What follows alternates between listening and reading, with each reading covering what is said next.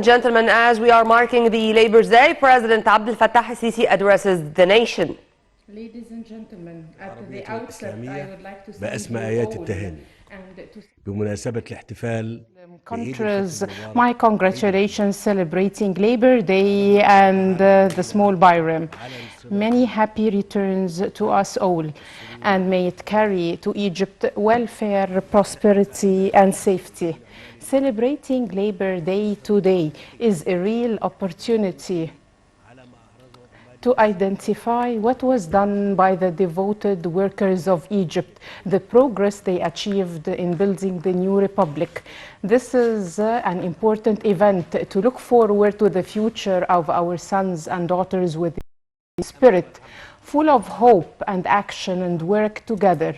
With work, countries and nations are built and civilizations are established. The workers of Egypt, men and women, all over the world, we have seen over the past years a number of crises, on top of which is the pandemic COVID-19. And no doubt, work has been influenced adversely by the repercussions of this pandemic. Millions of workers all over the world lost their jobs, and new patterns of work appeared.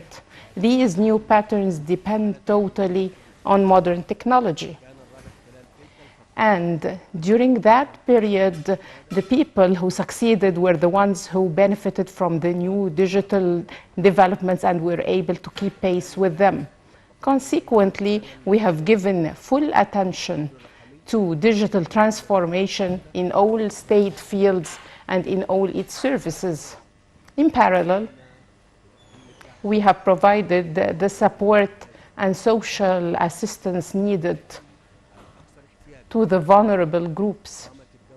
The state provided financial, social assistance to irregular workers, in addition to empowering them economically and providing suitable job opportunities to them, in addition to working on including them in the formal sector rather than the informal sector. And we have also supported workers in informal sector and the seasonal workers through the emergency fund for workers. And we supported also the employers.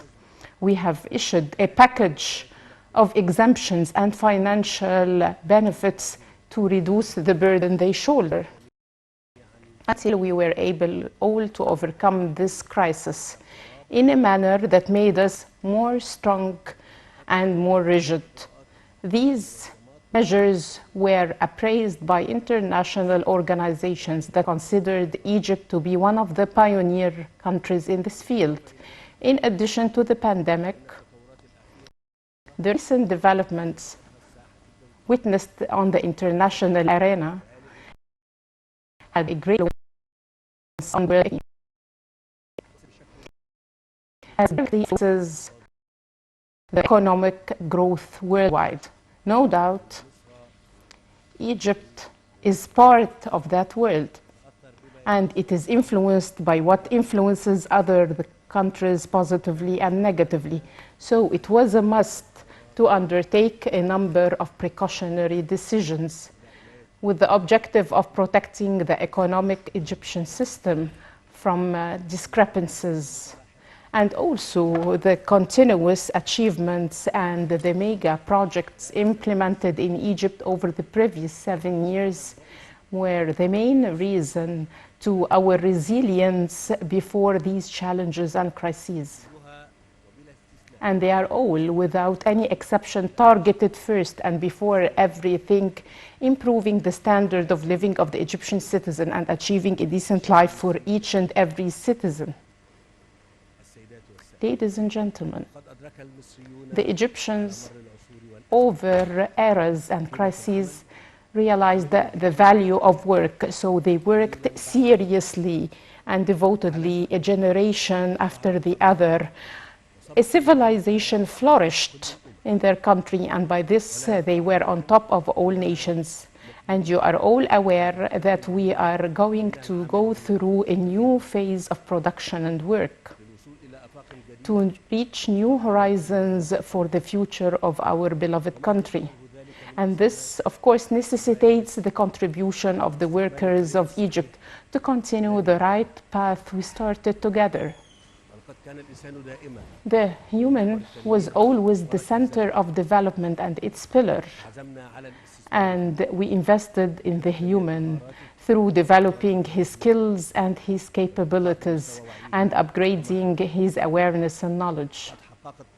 Egypt has achieved a clear progress in the field of vocational education and technical training according to international standards, and our indicators at the international level increased. We have also given directives to provide training services to the villages in Egypt through the mobile training units nationwide, under the umbrella of the Initiative of Decent Life, to improve the quality of daily services provided to the citizens and provide job opportunities in the small and medium enterprises.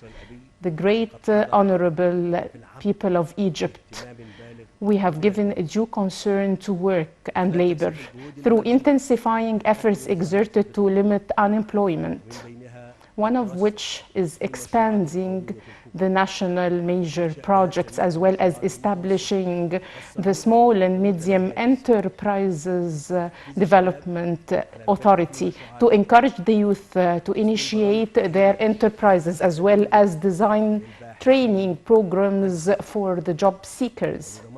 And to secure achieving that, I have given directives to the government to finalize the national strategy for training with the target of creating new job opportunities for the youth, as well as achieving growth in jobs in line with the economic growth. And this is a strategy that would be in line with the new current status of the labor market and would be also coping with the economic sudden changes and shocks, as well as the technological modern transformations. And it will help us deal effectively with the future jobs. Also, Egypt has given special attention to increasing the minimum wages for the workers in the state ministries, institutions, as well as the economic and service authorities. And in parallel, the National Council for Wages reached an agreement identifying the minimum wages for the workers in the private sector for the first time in Egypt since a number of years. This was achieved. On the other hand, it became clear more than ever that women empowerment and enhancing her participation in the labor market helps increasing the economic growth of the country, as well as contribute to increasing the GDP, the national income, and doubles development. Thus, the state undertook a number of developments for the working women, and I also gave directives to clarify a clear framework to support women in the labor market and enable her to join the jobs of the future and protect her at the working places.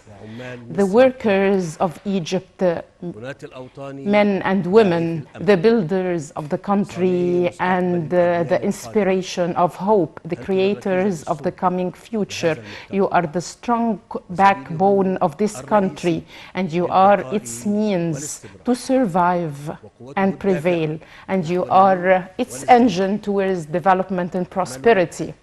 Work and excel in what you do, and you will find me always by your side, supporting your issues, assisting your rights. At the end of my speech, once more, I would like to renew to you my appreciation for your will and your honest devotion and dedication. I would like also to congratulate you for Labor Day, and many happy returns to you all. And always, long live Egypt, long live Egypt, long live Egypt. Peace be upon you. 10h10 au Caire, vous êtes bien sur la TV internationale. Tout de suite, vous avez vu donc la langue française a pris la relève. On va faire un point sur ce discours prononcé par le président Abdel Fattah Sisi à l'occasion de la fête du travail. Vous avez pu constater, le président Abdel Fattah Sisi a commencé son discours en félicitant tout d'abord les travailleurs d'Égypte, mais aussi car cette date, cette année, coïncide avec le dernier jour du Ramadan. Donc il a saisi l'occasion pour célébrer les deux fêtes ensemble. Alors on va revenir sur différents points de ce discours. Alors une vraie opportunité de faire le point de ce que les Égyptiens ont accompli durant ces dernières années. Effectivement, cette fête a été l'occasion donc pour le président Abdel Fattah Sisi de faire le point, de remercier le peuple égyptien pour leur courage, pour leur bonne volonté, pour les méga-projets qui ont été témoins de la forte volonté de ce grand peuple qui a ambitionné de changer sa réalité et de construire un avenir meilleur où règne justice et égalité des chances. Le président Abdel Fattah Sisi a également rappelé que nous étions dans une époque qui est marquée par